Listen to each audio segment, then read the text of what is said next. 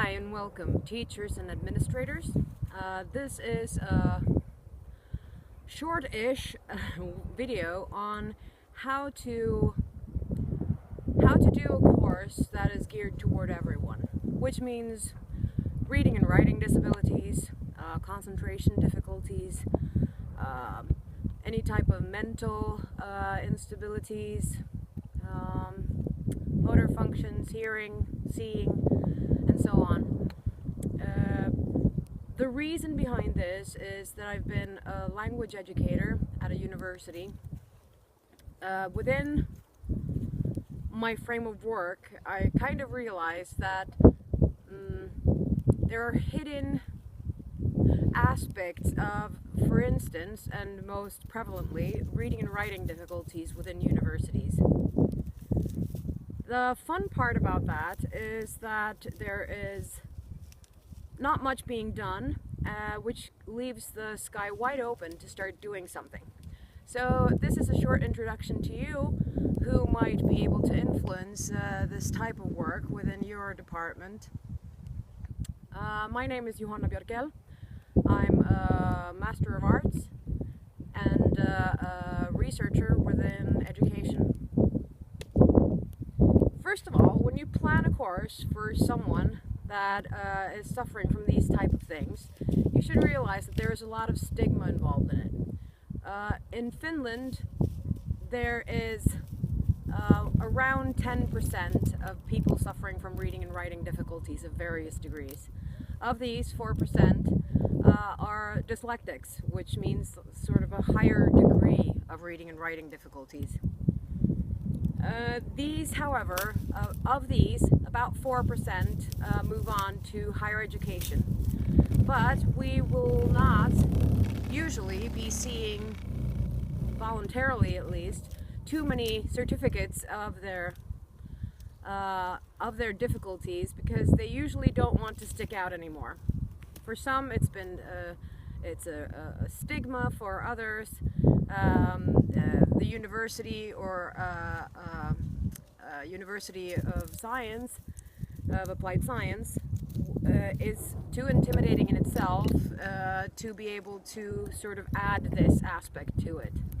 Which means that people won't tell you that they're suffering from something. You'll probably find out at some point, or you'll see it during testing at the end of the course. What I did, because I was fortunate enough only to have 1 to 2 courses per term, I was doing other things simultaneously, was that I was able to, through action research, look at how could you help all these types of students without them feeling, pointed out, in a sense. So what I did was that, actually, I think I'll explain it more in terms of what does that kind of course then actually look like. The course that I slowly built has been tested on 8 different groups. And what else before we start? I'll just tell you what you need to, or what you could do in order to facilitate for these types of students. First of all, you need to plan the entire course ahead of time. That means that you need to have all the material laid out. You need to have things, if you're using some kind of an LMS, like a learning platform, such as Moodle for instance, you need to have put all your materials there in advance. If you work with some type of folder system that the students then take copies from, then you need to have that done in advance. What I did was that I had what I call the course Bible, which meant that for each session I had clearly stated what we were going to do, what topics we were going to cover, and the materials that were associated with this, and what the homework was to each session. First of all, you need to realize that by pointing these people out and making them special in any way or form, they'll feel very uncomfortable And that is actually what they're trying to avoid. So planning the materials, having the materials ready at hand, also planning in what form you're going to test various things, and realize that if you're going to cater for all types of students, regardless of their inclination or individual ways of learning, then you need to have thought about, am I varying my teaching enough? What I did was that I start out the course with what I call the motivational speech. The motivational speech is a speech about what are you supposed to do if you have some kind of a thing that is affecting your learning in my course. So the motivational speech goes something like this. Hi, and welcome to this course. We're first going to start to talk a little bit about if you have something that's hindering you in your learning and what you can do about it. A large problem within teaching, and especially higher education, is that people usually don't want to tell you what is troubling them. And it will make it really difficult for me as a teacher to be able to do something about that. So what I've done is that I've catered for you, all of you, by trying to take a few measures within this course. But first of all, I'd like to tell you a little bit about what happens in teaching if you have some kind of a problem.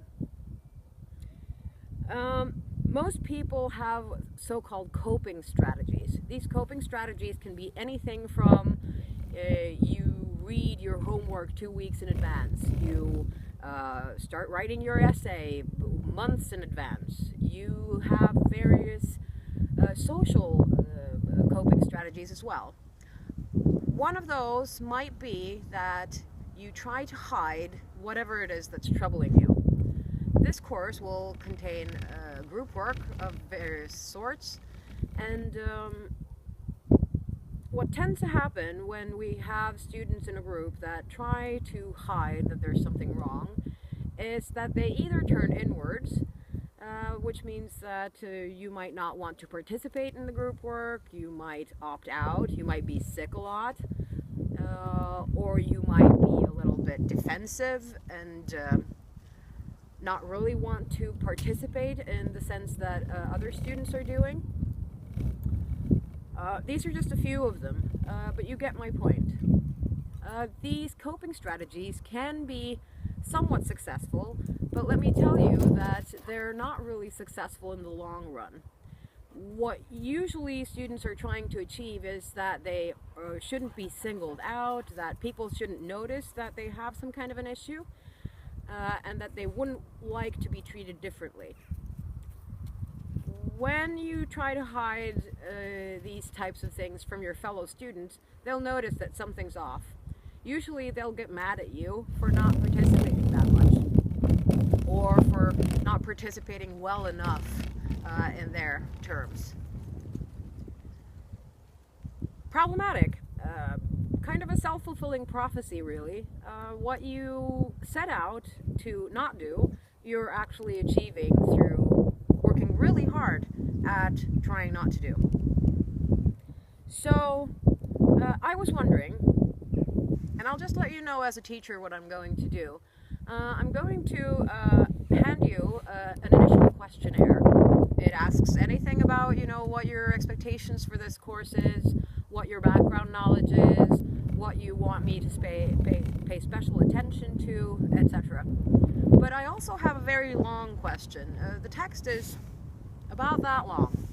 And it says something to the effect of, if you have anything that is hindering you from learning, and that could be anything from reading and writing difficulties, ADHD, ADD, Asperger's, mental difficulties, depression, problems at home, recurring headaches, migraines, hernias, bad back, things that can't make you sort of sit down for a long time, fatigue, nausea, whatever it may be, and it's not limited to what you think it is, but I mean it's things that bother you, that hinder your learning. then please fill that out. I won't share that with anyone. And do note that I've planned this course in advance to cater for any type of difficulty, which means that, you know, it doesn't really matter what you write, because I won't treat you any differently because of it. Not before and not after, because everyone will get the same special treatment. That special treatment might just, that everyone gets, might just be a little different just because you're there.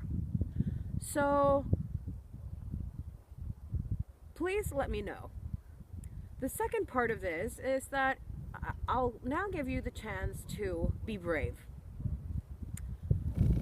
Because if you want to, and surely, just if you want to, not because I'm telling you to, but because you want to, you could let the group know as a whole that, that you have something that affects you.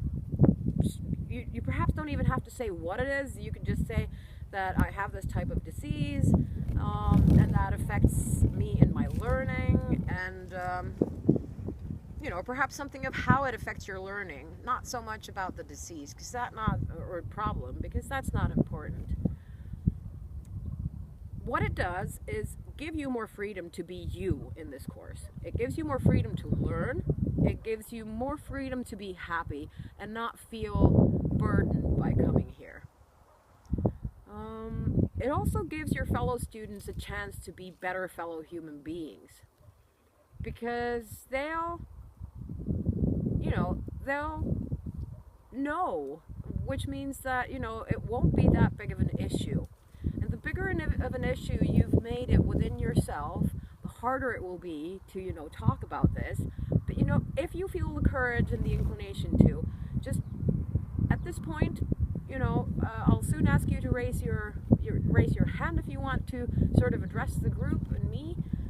If you don't, you know, please write it in the questionnaire that you'll be given shortly after that. And, you know, we'll have fun here. It won't be that difficult. And you'll learn something in the process. Trust me. So, at this point, who would be interested to raise their hand? For you as teachers now and administrators, what happened in real life when I did that was that the first year no one raised their hands. Only one person wrote down what it was that they suffered from, which was at that point reading and writing difficulties. Following a course that I held, we had two or three people writing in the initial questionnaire, and one person raising their hand and telling the group.